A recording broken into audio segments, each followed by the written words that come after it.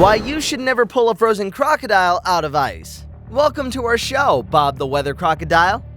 Good morning, everyone. The important news of the day is that there is a winter storm coming our way very soon. To protect yourself from the deadly cold, make sure to turn on your room heaters and get lost among the blankets. I will see you soon as the cold weather passes and I come out of the frozen lake. Till then, see you later, alligator.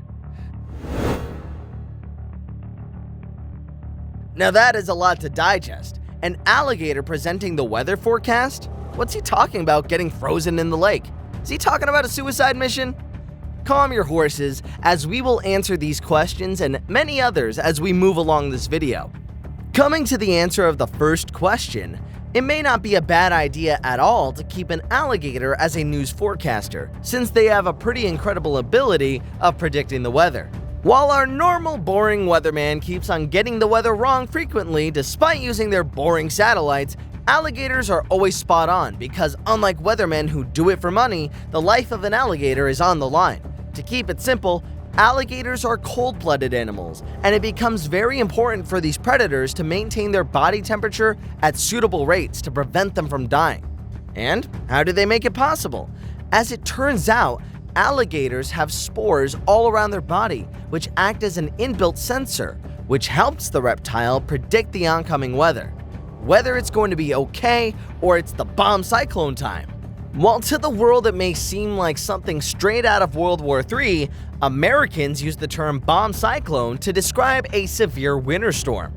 Alligators predict upcoming weather with such incredible accuracy because they are just built differently. Now that we know why we should have alligators as weather broadcasters, let's focus on the part why our Bob, the famous weather crocodile, wants to commit suicide by freezing himself in the lake. To understand this better, listen to the story. In 2018, when the eastern coast of America was gripped by a severe winter storm, one person in particular was very worried. George Howard, the general manager of Shallot River Swamp, was particularly nervous about the fate of 12 alligators which called the Shallot River Swamp Park their home.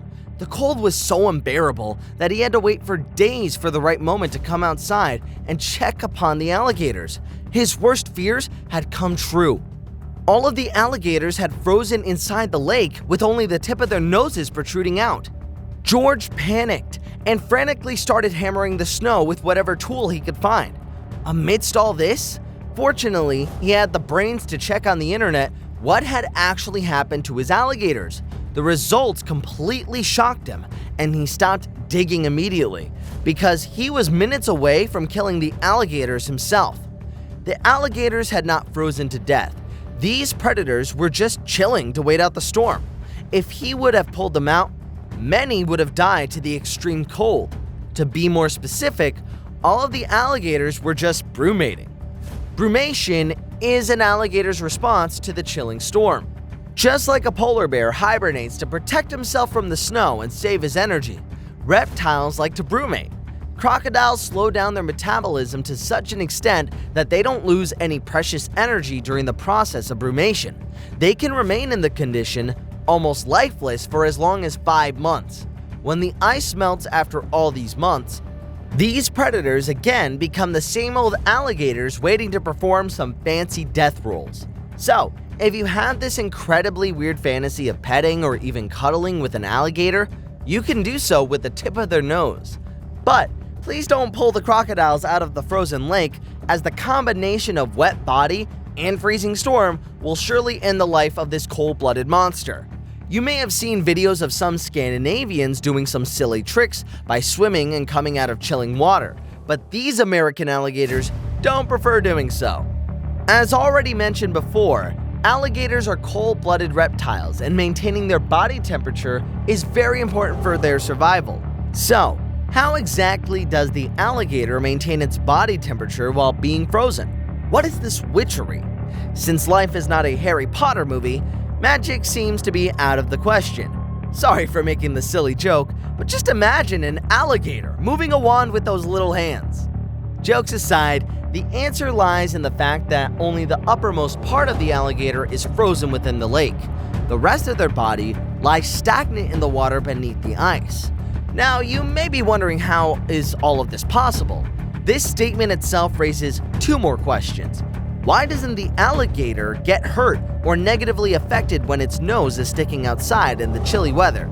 And why hasn't the lake frozen completely due to the winter storm like we see in the movie Ice Age? Well, the answer to this first question is fairly easy. A crocodile's nose is almost completely made up of ligaments. All of this muscle, combined with their thick skin, means that the alligator's nose largely remains unaffected from the cold. While a human would die outright within minutes, the alligator doesn't get affected at all. Even your expensive cashmere shawl cannot compare with these God-given gifts. Now coming to the next question. Why doesn't the lake get completely frozen during bomb cyclones? It is a well-known fact that warm water gets more dense as it gets cold and therefore sinks down to the bottom. Now, if this is all true, then why shouldn't the bottom of the lake freeze while the upper part remains free from ice? The interesting thing is that water has this amazing property that when it drops below 4 degrees Celsius in temperature, it starts expanding and becomes less dense, and thus takes its place at the top of the lake, and the warmer water, being comparatively denser, starts sinking down.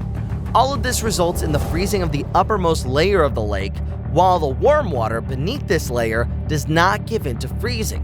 And that is exactly how a crocodile is able to maintain its body temperature, by using the heat from the comparatively warmer part of the lake. Now, if that is the case, then shouldn't the alligator remain totally submerged in the lake beneath the ice? This would surely help him keep itself warm. The thing is, though alligators are always associated with water bodies, they don't have gills to breathe underwater, meaning they cannot survive for longer durations without coming up to breathe. And this is exactly the reason why alligators keep their entire body submerged in the lake apart from their nose, through which they continuously keep breathing. Alligators are apex predators, and while surely most of them are not friendly as are Bob, they sure are ace survivors.